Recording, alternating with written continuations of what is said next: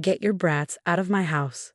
Victoria screamed, her face twisted with rage as she shoved my children's backpacks into their trembling hands.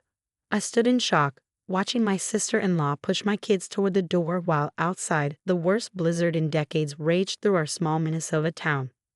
Victoria, please, I begged, pulling my 10-year-old Emma closer to me as she started to cry.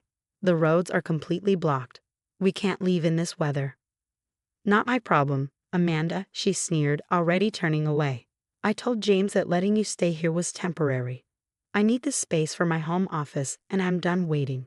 My brother James, Victoria's husband of 2 years, was away on a business trip. He'd insisted we stay with them after my house burned down 3 months ago, despite Victoria's obvious displeasure. Now, with him unreachable due to the storm, she'd seized her chance. At least let us wait until the storm passes, I pleaded, thinking of my youngest, 8-year-old Nathan, who was battling a fever. Nathan's sick, and it's 20 below out there. Victoria spun around, her designer sweater catching the light from her precious crystal chandelier. Should have thought about that before you overstayed your welcome. Besides, she smirked, maybe if you hadn't wasted money on those silly art classes for the kids, you'd have found your own place by now. My hands clenched into fists. The art classes were the only thing keeping my children's spirits up after losing everything in the fire. I picked up extra nursing shifts to afford them while simultaneously searching for affordable housing in our overpriced town. Fine, I said, my voice steady despite the fear and anger churning inside me. Let me just grab our coats from thee. Already packed them, Victoria interrupted, gesturing to a garbage bag by the door. Along with whatever other junk you had lying around. Now get out before you track more snow onto my imported rugs. I gathered our things with shaking hands, helping Nathan into his coat while Emma sniffled beside me. The children were still wearing their pajamas under their winter gear. Victoria hadn't even given us time to dress properly. As we stepped out into the howling wind, I heard the door lock behind us with a decisive click. Standing in knee-deep snow, I pulled out my phone, desperately searching for a signal. The screen remained stubbornly dark. The storm had knocked out cell service across the region. Mom, Nathan whimpered, his small body shivering despite the heavy coat. I don't feel good. I know, baby, I whispered, pulling him close. We're going to be okay. We just need to make it to Mrs. Sullivan's house. Our elderly neighbor lived just 3 houses down. She'd offered us a place to stay when the fire first happened, but I'd refused, not wanting to burden her. Now I prayed she was home. The wind cut through our clothes as we trudged through the snow, each step a battle against the elements. Emma clutched my hand while I half-carried Nathan, who was growing warmer with fever by the minute. The garbage bag of our belongings dragged behind us, leaving a trail in the snow. Mrs. Sullivan's porch light was like a beacon in the swirling white. I nearly cried with relief when she opened the door to my frantic knocking, her kind face horrified as she took in our situation. Good Lord, Amanda, get those babies in here right now. She ushered us inside, already calling for her grandson Michael to bring blankets. Did Victoria do this, in this weather? I nodded, too exhausted and cold to speak as she wrapped us in quilts and steered us toward her fireplace. Michael, who was staying with her during the storm, appeared with hot chocolate and concerned eyes. Nathan's burning up, I managed to say, my medical training kicking in despite my exhaustion. Do you have any children's Tylenol? In the bathroom cabinet, Mrs. Sullivan assured me. Michael, help Amanda get the children settled in the guest room. I need to make some calls. The next few hours passed in a blur of fever checks, warm baths, and quiet tears. Emma finally fell asleep curled against my side, while Nathan's fever slowly responded to the medication. Mrs. Sullivan insisted we take her guest room, brushing aside my weak protests. Did you call the police? Michael asked quietly after the kids were asleep. What Victoria did. That's got to be illegal. I shook my head. James gave her legal rights to evict us. The house is in her name, a wedding gift from their parents. The bitter irony wasn't lost on me. My in-laws had always favored their son and, by extension, his wife. Still, Mrs. Sullivan interjected, her usually gentle voice hard with anger. There are laws about evicting children in dangerous conditions. When the storm passes, we're calling someone. I didn't have the energy to argue. Instead, I checked my phone again, hoping for a signal. Still nothing. James was probably still blissfully unaware in his warm Chicago hotel room, believing his perfect wife was taking good care of his sister and nieces. "Try to rest," Mrs. Sullivan urged, patting my hand. "Tomorrow's another day." But as I lay awake that night, listening to the storm howl outside and my children's congested breathing, I made a decision. This wasn't just about me anymore. My children deserved better than to be treated like unwanted baggage, cast aside at someone's convenience. I've been too nice, too understanding of Victoria's adjustment period to having us in her space. I'd overlooked her snide comments, her subtle digs about my parenting, her not-so-subtle hints about us leaving. I believed James when he said she just needed time to warm up to us. No more. Tomorrow, when the storm cleared, I would start making calls. Not to the police, but to the hospital administration where I worked. They'd been trying to convince me to take a position at their new facility in Minneapolis. I'd been hesitant to uproot the kids, but now it seemed like exactly what we needed. Victoria wanted us gone. Fine. But she'd learned that actions have consequences, and karma has a way of coming full circle. Little did I know just how true that would prove to be. 6 months passed faster than I expected. The move to Minneapolis had been a blessing in disguise. My new position as head nurse of pediatric emergency paid nearly double my previous salary, and the hospital's relocation package included 3 months of free housing while we settled in. Emma and Nathan thrived in their new school, making friends quickly and continuing their art classes at a local studio. The light had returned to their eyes, though they still had nightmares about that stormy night. Sometimes I'd find them curled up together in one bed, seeking comfort in each other's presence. I hadn't spoken to Victoria since that night, though James had called repeatedly once the storm cleared. His messages ranged from apologetic to angry, insisting I was overreacting by moving away. Victoria was just stressed, he claimed. She didn't mean it. "Come back. We can work this out." I blocked his number after the 10th call. Mrs. Sullivan kept me updated on the local gossip. Victoria had apparently transformed my old room into her Instagram-worthy home office the very next day, posting photos of the renovation as if nothing had happened. She'd even captioned one picture, "Finally getting rid of the clutter. #blessed #fresh start." The clutter being my children's belongings that she'd thrown into garbage bags. Then came the call that changed everything. I was reviewing patient charts when my phone buzzed with an unfamiliar number. Something made me answer instead of letting it go to voicemail. "Amanda."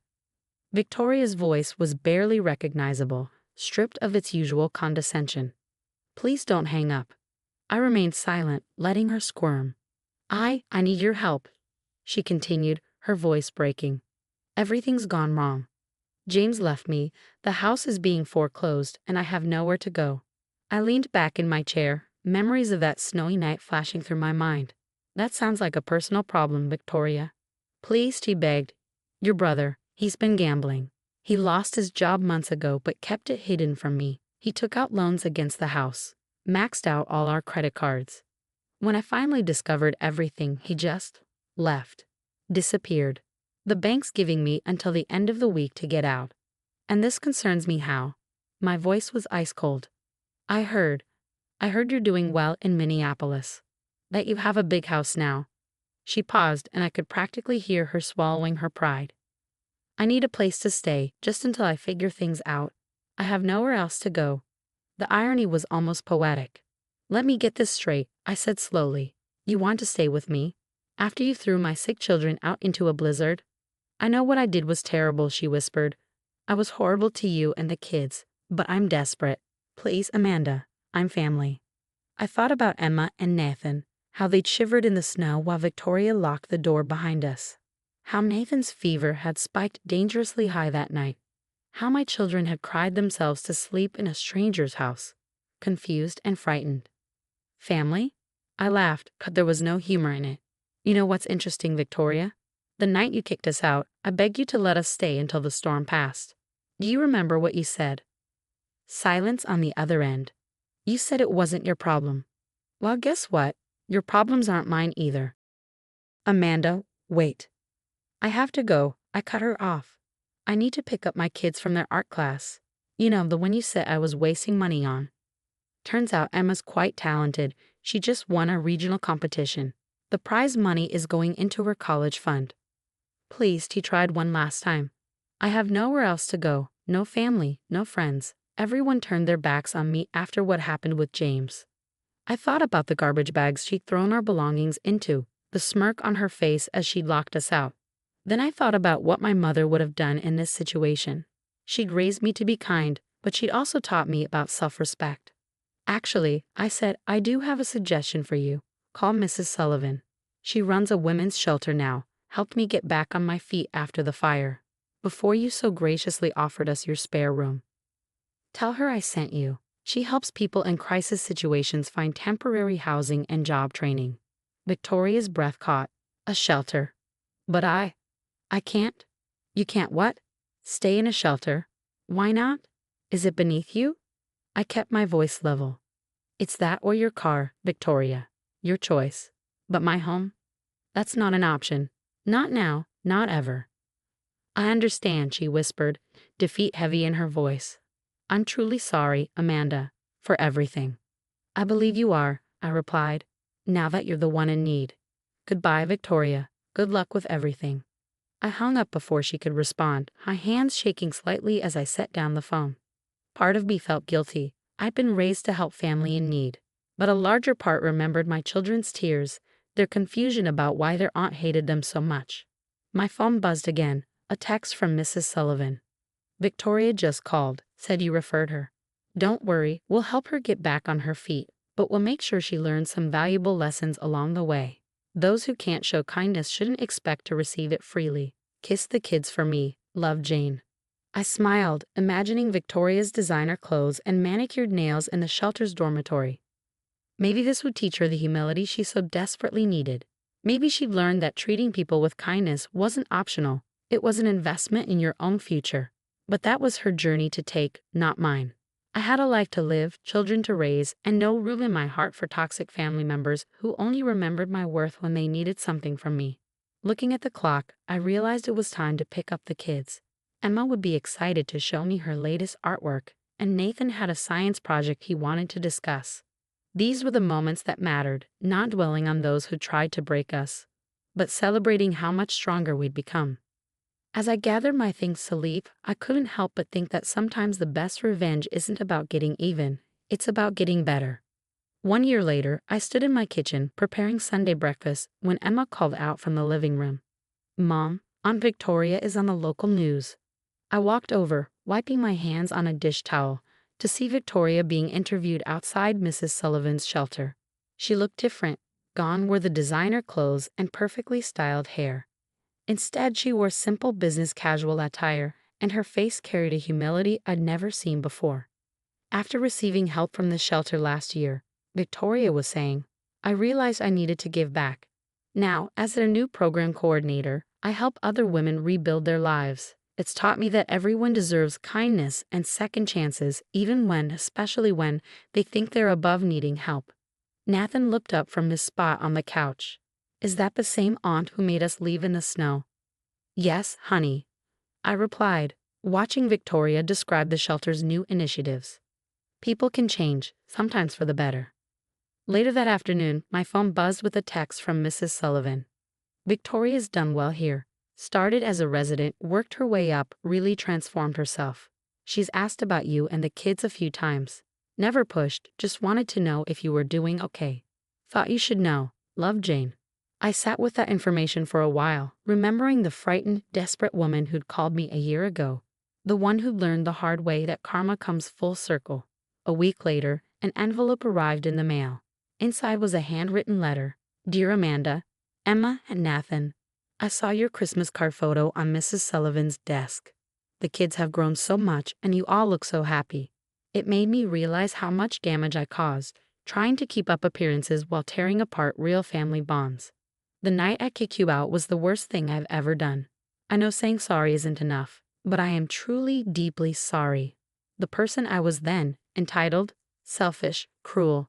I don't recognize her anymore. I don't want to. Living at the shelter, hearing other women's stories, it changed me. Made me see how privileged and petty I'd been. Every night, when new residents arrived scared and hopeless, I remember you standing in that snowstorm with your children. I use that memory to fuel my commitment to be better, to help others. I'm not writing to ask for forgiveness or to re-enter your lives. You've built something beautiful without me, and I respect that.